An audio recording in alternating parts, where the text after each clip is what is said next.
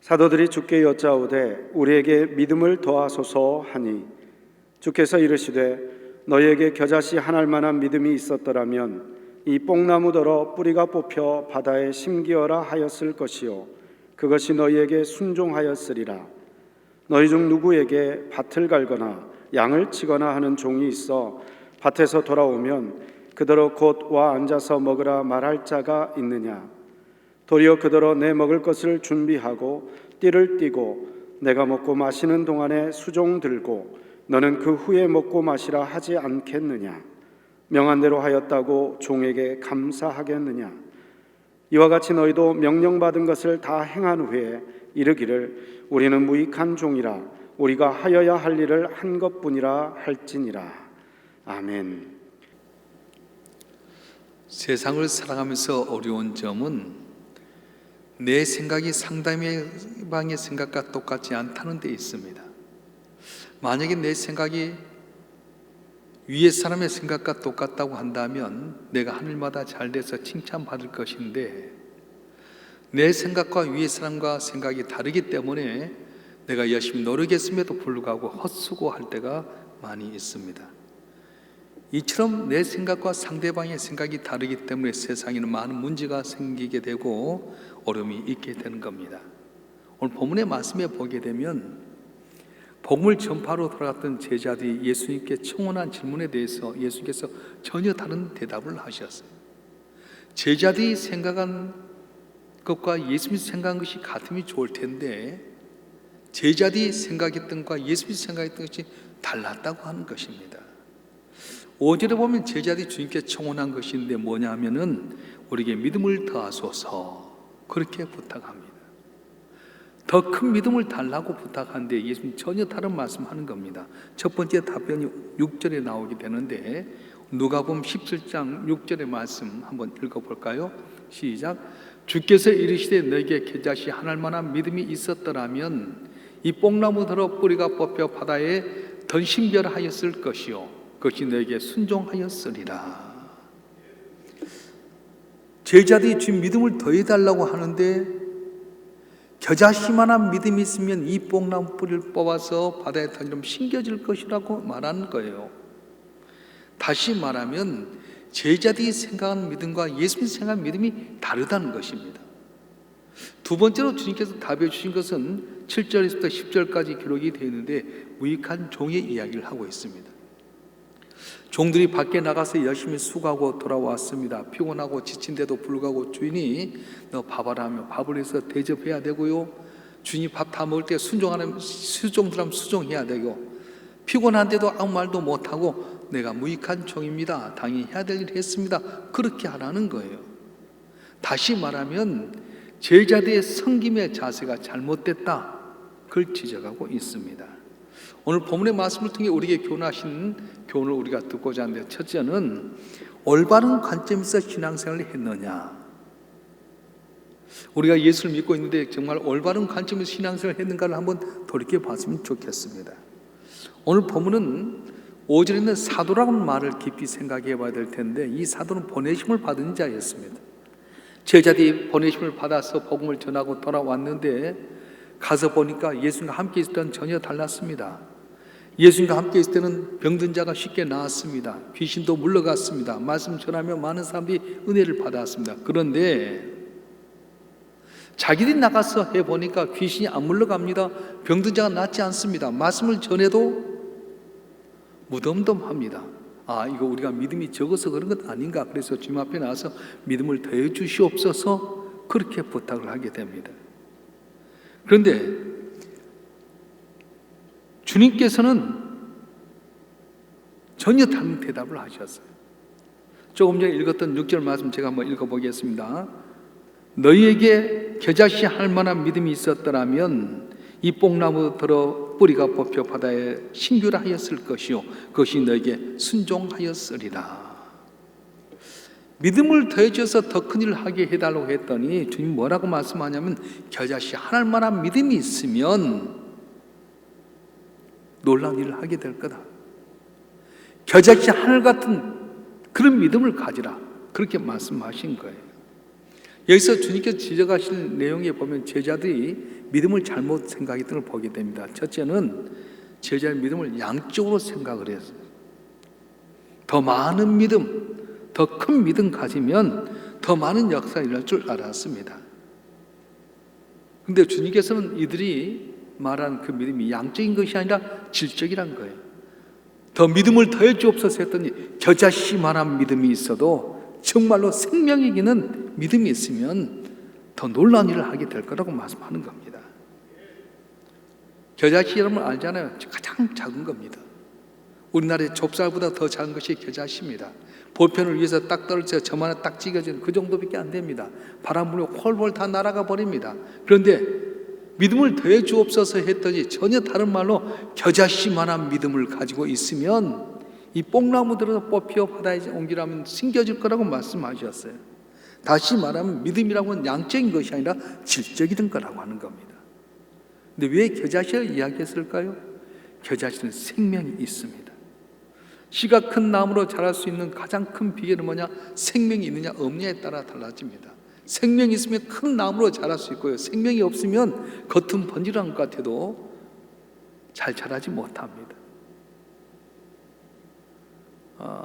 제 조상인 문익점 선생님이 온나라에 갔다가 거기 사람들이 이 목화로 옷을 좋게 입는 거 보고 그때 목화가 밀발주는 안 되는데 목숨 걸고 부통에다 새 알에 목화씨를 가져왔어요. 그걸 심어가지고 우리나라가 이 면이라고 하는 목화의 옷을 입게 됐습니다. 만약에 그 씨가 만약에 죽어버렸더라면 갖고 씹었을 때 자라지 못했을 겁니다. 달걀도 마찬가지입니다. 생명이 있어야 됩니다. 유정란이라고 하는 달걀을 품고 있으면 생명 있는 달걀을 품으면 20일 만에 병아리가 나오는데 똑같은 달걀 같지만은 생명이 없는 무정란을 품으면 오래 있으면 있을수록 곰팡이 냄새나고 썩은 냄새나고 나기는 완전히 꼬리내 나는 그래서 쓸모없는 것이 되게 된다는 겁니다. 피라미드에서 3,000년 된 완두콩 알을 꺼냈습니다. 3,000이나 지났습니다. 근데 그걸 심었더니 싹이 나고 열매가 맺게 됐어요. 이유가 뭡니까? 생명이 있으면 몇천 년 지나도 상관이 없다는 것입니다.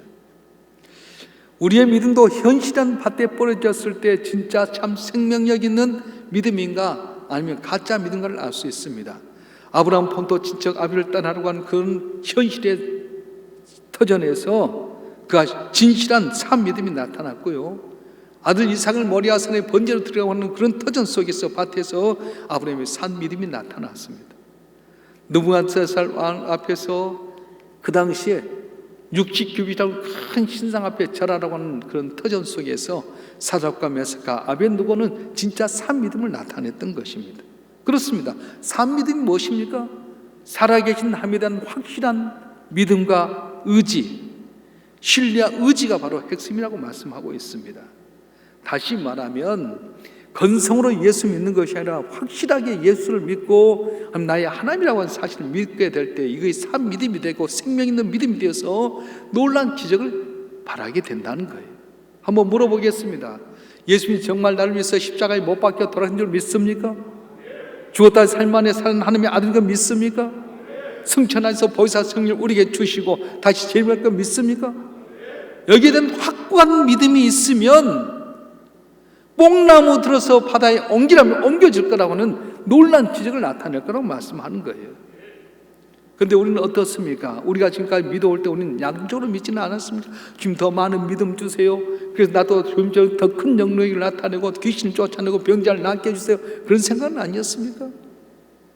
믿음은 양의 문제가 아니라 질의 문제라는 겁니다. 자, 그러면 오늘 본문의 6절에 보게 되면 이 뽕나무도 뿌리가 뽑혀 바다에 신고를 하였을 것이요 그것이 내게 순종하였으라 말하는데 왜 하필이면 뽕나무 이야기를 하는 겁니까?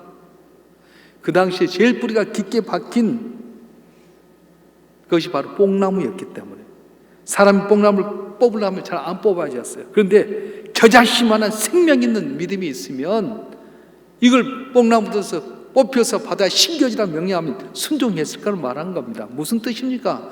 겨자씨만한 진짜 생명 있는 믿음이 있으면 불가능하게 하신 기적의 역사가 일어나게 된다고 말씀하는 거예요. 조엘 오스틴 목사님이 썼던 긍정의 힘이라는 책에 이런 내용이 나오게 됩니다. 미국의 유명한 프로 골퍼가 있었는데 사우디아라비아 국왕이 그를 초청했습니다. 자기의 비행기를 보내가지고 모시다가 며칠 동안 골프를 치며 즐겼습니다. 그리고 너무 이제 좋은 나머지 내가 당신에게 선물하고 싶다고. 아이고 폐하, 내가 여기 와서 이렇게 융숭한 대접받는 것만 해도 좋은데 무슨 선물입니까? 아니라고. 나를 기억할 수 있게끔 내가 선물을 해줬으면 좋겠는데 무슨 선물을 해주면 좋겠냐? 골프채를 주면 좋겠습니다. 그러냐고. 알겠다고. 그래서 이제 자기가 미국으로 돌아가는데 비행기 안에서 생각하는 거예요.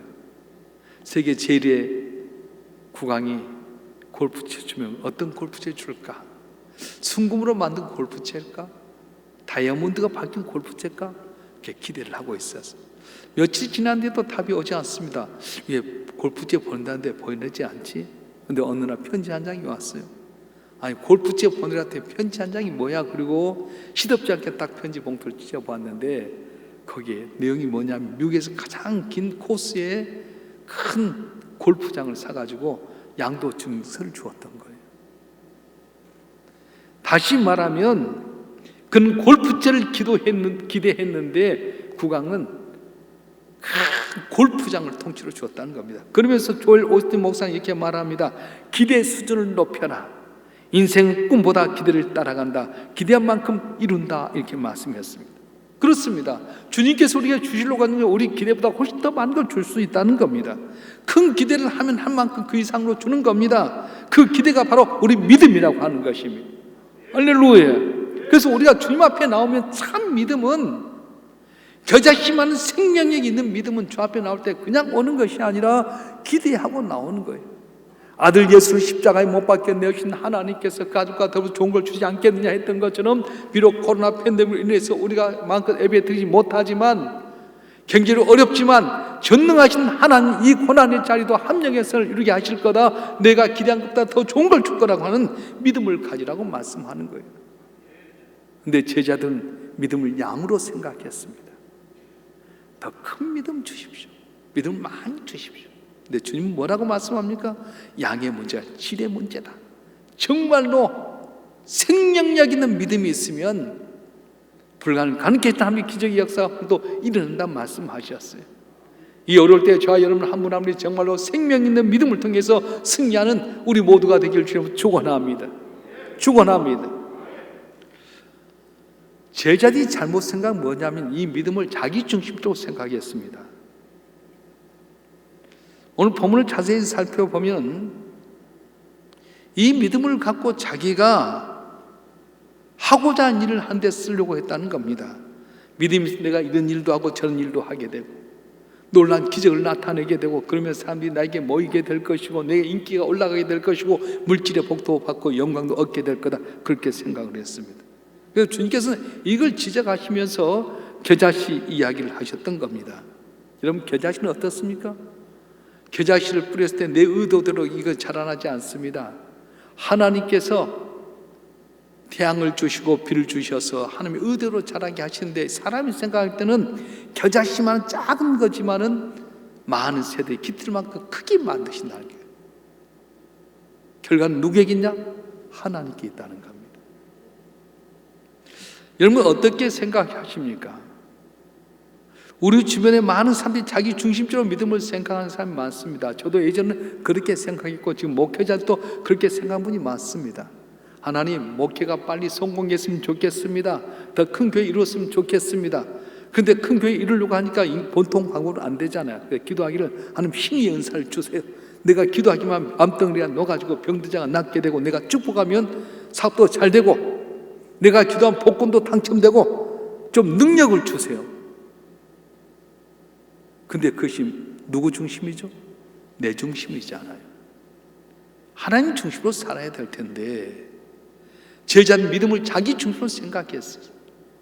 사도 바울은 자기의 꿈이 아시아의 복음을 전한 것이었습니다. 아시아로 가기를 위해서 기도하는데 갈 때마다 육신의 가시가 또 닿아서 가지 못한 겁니다. 그런데 어느 날 기도하는 가운데 마게도냐 사람이 선지자는 걸 바라보면서 자기의 생각을 돌렸어요. 나는 아시아로 가기를 원하는데 주님이 원하는 것은 아시아가 아니라 바로 유럽이었어요. 마게도의 방향을 돌리면서 놀라운 기적의 역사가 일어났던 것입니다. 저와 여러분 한 분 한 믿음 생활 때 어떻게 믿음 생활을 했습니까? 믿음을 더 크게 해달라고 많이 달라고 기도했습니까? 그리고 능력이 나타나길 원했습니까? 이유가 무엇입니까? 내 중심적이 아닙니까? 내가 기도해서 응답받게 되게 되고 부자가 되게 되고 인기가 있게 되고 베풀고 나눠주면 칭찬받게 되고 말은 주의 영광을 위해서지만 결국 내가 높이 되려고 하는 건 아닙니까? 내가 교인들을 만나면 자주 그런 이야기를 들어요. 목사님, 복권 당첨되면 100억 당첨되면 내가 50억 내놓겠습니다. 세상에 그런 기분 되기가 어디 있어? 나도 그렇게 하지. 50억 공짜로 생기잖아. 100억 받았고 50억 내면 50억 공짜잖아. 근데 그건 자기 중심이에요. 믿음을 더해 주셔서 할 때 주님께서 하신 말씀이 겨자씨만한 믿음이 있으면 이 뽕나무 들어서 바다에 심겨지라면 옮겨질 거 말이겠어요. 정말로 참다운 생명력 있는 믿음이 있으면 불가능케 하신 놀라운 기적의 역사가 일어나게 되는데 대충 내 중심으로 믿었던 믿음이 있다면 이번 기회를 통해서 오직 주님 중심으로 다니엘처럼 내가 사절에 들어갈지라도 하나님께 예배하겠다는 그런 믿음 안에서 여러분 길이 열려지게 되고 승리하는 은혜가 있기를 주님으로 축원합니다. 축원합니다. 믿음을 더해 주십시오 하는데 주님께서는 무익한 종의 이야기를 하거든요. 그럼 무슨 이야기예요? 너희 섬김의 자세가 올바른 섬김의 자세가 아니었다는 것입니다. 제자들 믿음을 통해서 뭔가 이루기를 원했습니다. 자기도 짐처럼 놀라운 기적을 나타내고 사람들이 구름처럼 모아들게 되고 인기가 높아지고 영광을 얻게 되고 부유한 자가 되기를 원했습니다. 그래서 믿음을 더 달라고 했는데 주님이 절대로 어떤 비용을 하냐면 무익한 종의 비유를 하게 되는 겁니다. 다시 말하면 너희가 나가서 복음을 전하고 섬기는 것이 잘못되었다. 어떻게 잘못되었느냐? 너희는 종으로서의 역할을 해야 할 때 네가 주인같이 했다는 겁니다. 다시 말하면 네가 주인이 아니다. 넌 종이다. 그걸 이야기하는 거예요. 그럼 종은 어떻습니까? 종은 소유권이 없잖아요. 옛날 이스라엘의 종들은 자기의 소유가 없었습니다. 자기 생명도 자기가 아니기 때문에 마음대로 죽을 수도 없었고요. 자기의 재능이나 자기의 재산 다 주인에게 속해 있고 심지어 애들까지도 다 주인의 것이었습니다. 그래서 종은 자기 것이 없어요. 근데 우리는 어떻습니까? 우리는 다 모든 것이 다 내 것인 양 생각합니다.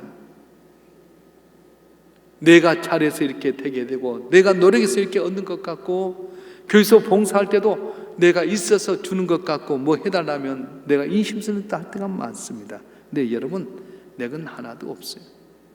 나를 통해서 기적이 일어났다면 나를 통해서 하나님이 기적을 나타내는 게 내가 기적 나타내는 거 아니지 않습니까? 내가 말씀을 통해 여러분이 은혜를 받는다면 내가 설교를 잘해서가 아니라 나를 통해 주님께서 설교를 잘해서 여러분 은혜 받게 한 것 아닙니까? 그렇습니다. 주어가 달라진 거예요. 내가 하는 것이 아니라 주님께서 하셨다는 거예요. 그러니까 여러분에게 직분을 주셔서 말씀하고 나눌 때 여러분이 주여 나는 내 것이 없습니다. 내 몸이 주님의 것입니다 하고 맡기게 되면 주께 여러분 통해 놀라운 기적을 나타내게 하는데 내가 한 것처럼 내 것인 것처럼 하다 보니까 믿음이 자라지 않게 되고 능력이 안 나타나는 겁니다. 또 종은 어떻게 합니까? 절대 순종합니다. 왜 이런 일을 합니까? 언제 해야 됩니까? 이유가 무엇입니까? 물어보질 않습니다. 가라면 가고 오라면 멈추고 양을 키우라면 양을 키우고 밭에서 밭을 가라면 밭을 갈고 이유가 없습니다.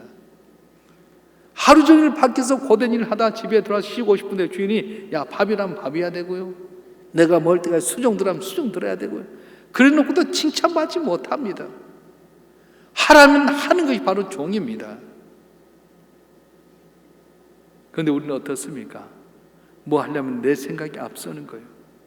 TV에 프로그램 노브레인이라고 하는 그런 단어가 있어서 생각 없다는 거예요. 여러분 우리 종들은 내 생각 없이 사는 거예요. 주인이 하라면 하는 거예요.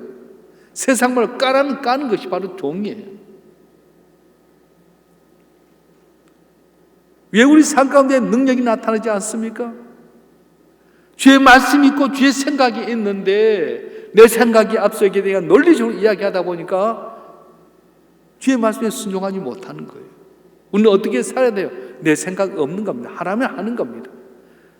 모세가 10가지 향을 통해서 바로에서 놓아지게 됩니다. 그리고 앞으로 나가는데 앞에는 홍해바다가 가로막고 뒤에는 애굽의 기병이 쫓아옵니다. 백성이 위급한 상황 가운데서 모세를 향해서 원망합니다. 그때 모세가 어떻게 합니까? 하나님께 말씀하십니다. 모세야, 홍해를 향해서 네 지팡이 내밀어라. 말이 됩니까? 주님, 홍해바다가 넘실거리고 있는데 뒤에 애굽의 기병이 쫓아오는데 저 많은 백성을 원망 불평하는데 지팡이 내 뭐 하려고요? 그럴 수 있는데도 불구하고 모세는 아무 생각 없이 지팡이를 내밀었더니 홍해바다가 쫙 갈라지는 역사가 있었어요. 그래요. 성경의 내용은 내 생각이나 주의 말씀대로예요. 여호수아가 요단을 건너게 할 때 어떻게 합니까? 제사장들이 물이 넘치는 요단 향해 전진해라. 아이고, 가면 빠져 죽을 텐데요. 물이 넘치잖아요. 들어가면 우리 죽을 텐데요. 대말 없습니다. 그냥 순종하고 나갔더니 물에 발이 닿는 순간 요단이 쫙 갈라졌어요. 예루살렘 공격할 때 어떻게 합니까? 작전을 세우고 군사를 정비하고 훈련해서 갑니까? 아닙니다. 하나님 말씀합니다. 여호수아야, 하루에 한 바퀴 돌아라. 제사장 앞에다 넣고 양강나풀을 불고 돌아라. 그러나 백성들은 입을 다물어라. 불평하지 말고 불만하지 말고 다른 생각하지 말고 나만 의지해라. 그래서 하루에 한 바퀴씩 6번 돌고 7째 날 7바퀴 돈 다음에 모세야 외치게 해라 했더니 여호수아 외치게 했더니 외쳤더니 내성 번개로 여리고성에 불썩 주저앉는 역사가 있었어요. 왜 우리 삶 가운데 능력이 안 나타난 겁니까? 왜 우리 삶 가운데 기적이 없는 겁니까? 너무 내 생각이 내 계산이 앞서다 보니까 주님의 생각과 우리 생각이 다르게 된다는 거예요. 종은 소유권이 없습니다. 종은 무조건 순종합니다. 자, 여러분 한 분도 주께서 말씀하시면 무조건 순종해서 쓴물이 단물이 되게 되고 물이 변하여 포도주는 귀한 은혜와 기적을 체험하는 우리 모두가 되길 주님 축원합니다. 축원합니다. 종에게는 보상이 없습니다. 일꾼이 일하고 나면 품삯도 받습니다. 근데 종은 싹시 없습니다. 고맙다는 인사도 없습니다. 이게 종입니다. 보상이 없으면 알아주도록 해야죠. 알아주도 않습니다. 우리가 신앙생활하면서 왜 우리가 시험에 들고 어려움에 얻게 된 겁니까? 내가 섬기고 봉사하면 누가 알아줘야 될 텐데 알아주질 않아요. 처음에는 이름 없이 빚도 없이 하겠다고 나갔는데 가다 보면 그래도 내가 이만큼 했으니까 날 알아줘야지, 인정해야지, 내가 안수집사에 권사되고 장로 돼야지. 근데 너무 신기한 것은 안수집사, 권사, 장로 투표하면 많은 교인들이 떠나버려요. 이 정도 있으면 안수집사 할 텐데 떨어졌다고 교회 옮겨요. 그럼 그분 또 도루마이 파물이야. 장로 투표에서 안 된다고 떨어지고 나는 이렇게 장로감인데 생각도 안 되면 교회 떠나버립니다. 그래서 주님이 이야기하는 거예요. 종은 보상이 없어요. 왜 우리가 낙심하게 됩니까? 다 주고자 하는 마음 갖고 살 텐데 받고자 하는 마음 갖고 살게 됩니다.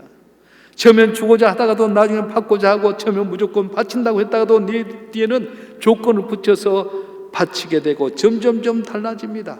사람 마음이 조석 변개라고 하지만은 그러나 처음 가졌던 마음과 나중 내 마음이 다르게 되고 가는 마음과 오는 마음이 달라지게 됩니다. 그래서 수고를 시작할 때는 그러지 않았는데 제법 하다 보면 이래도 이렇게 돼야 되지 않겠나? 최소한 칭찬을 받아야 되지 않나? 당위성을 갖고 접근하게 됩니다. 근데 지금 뭐라고 말씀합니까? 정반대의 말씀을 하신 거예요. 너희가 택함을 받아 하나님의 일을 함으로 세상은 당연히 너희를 미워하고 핍박하게 될 것이다. 더욱이 나를 먼저 핍박하였으니 너희도 핍박할 것이며 따라서 내 제자가 되었다면 핍박받는 게 당연하다. 그럼에도 불구하고 핍박받는 자가 복이 있고 천국이 너희의 것이다. 약속해 주셨습니다. 예수님께서 우리 인간을 구원하고자 이 땅에 오셨을 때 대접받는 것에 핍박을 받았던 것처럼 너희가 나의 제자가 되면 너희가 내 일을 할 때 핍박을 받게 되고 고난을 받게 될 것이다. 그러나 핍박받는 너희가 바로 천국 가게 될 거, 너희가 하나님의 자녀로 상급을 받을 거라고 말씀해 주셨어요. 이게 중요한 결정적인 단어입니다. 그래서 오늘 본문의 말씀에 뭐라고 말합니까? 무익한 종입니다. 그렇게 이야기합니다. 제가 한번 읽어드릴까요? 누가복음 17장 10절 말씀 제가 한번 읽겠습니다. 이와 같이 너희도 명령을 받은 것을 다 행한 후에 이르기를 우리 무익한 종이라 우리가 해야 할 일을 한 것뿐이라 할지니라. 무익한 종이란 말에 주목해야 됩니다. 무익하단 말은 쓸모없다, 아무런 도움이 되지 못한다, 그런 뜻인데 여기서 말한 무익한 종은 그런 뜻이 아닙니다. 스스로 공로가 없다는 겁니다. 나 같은 죄인이 구원받게 되고 나 같은 죄인이 주 앞에 쓰임받게 됐는데 내가 이런 일을 한다고 해서 내가 한 것이 무엇입니까? 나는 정말로 감당할 수 없는 종인데 쓰임받게 하신 것 감사합니다. 겸손의 모습이 바로 무익한 종이라는 말입니다. 죽도록 수고하고 충성했음에도 불구하고 주의 은혜 앞에 서니까 너무도 내 모습이 한 것이 너무 좁쌀만큼 작기 때문에 나는 무익한 종입니다. 그렇게 고백하는 겁니다. 우리 가정에서 부모님들이 자녀를 키울 때 어떻습니까? 내가 이렇게 키울 수 있는 자리라 그런 분 있습니까? 부모는 마음껏 잘 해주고도 불구하고 더 해주고 싶어하는 게 부모의 마음이에요. 남편의 마음이 이런 마음이면, 아내의 마음이 이런 마음이면 가정이 천국이 되지 않겠어요? 내가 이만큼 해줬는데, 내가 이렇게 해줬는데 뭘 하냐, 그러다 보니까 다툼이 있고 어려움이 있지 않겠습니까? 왜 우리가 교회 나와서 섬기는데 시험에 드는 겁니까? 왜 교회 나오는데 어려움이 있게 되고 내 삶 가운데 정말 말로 다 없는 고난이 오게 된 겁니까? 놀란 은혜 받았음에도 불구하고 충성에도 더 부족할 것뿐입니다. 마땅히 해야 될 거 한 것뿐인데 내가 무슨 상금이 있겠습니까?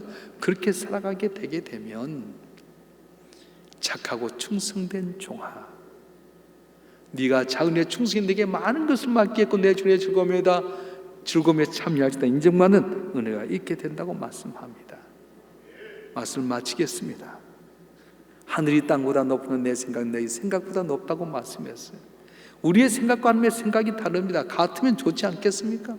우리는 믿음을 항상 양적으로 생각했어요. 그런데 양적인 것이 아니라 정말로 겨자씨만한 생명력 있는 믿음이 있으면 오늘 또 뽕나무 뿌리가 뽑혀지지 않는데도 그 뽑혀서 옮기라면 옮겨질 것 같은 불가능한 기적의 역사가 일어난다고 말씀해 주셨어요.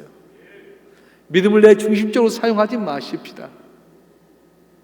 하나님의 영광을 위해서 내가 믿음 생활을 감당하게 되면, 수고하고 애썼음에도 불구하고 난 무익한 종이라고 이야기하게 되면 주께서 나도 모르는 사이에 놀란 은혜로 복을 내려주시고 시작은 몇 날로 장기게는 귀한 은혜와 능력과 복을 우리에게 허락해 주실 것입니다. 코로나 팬데믹의 시대 속에서 우리가 이런 귀한 믿음 속에 난 무익한 종이라는 그 믿음을 갖고 성김으로 말미암아 저 앞에 존귀 쓰임받는 우리 모두 되실 주를 간절히 축원합니다. 기도하겠습니다.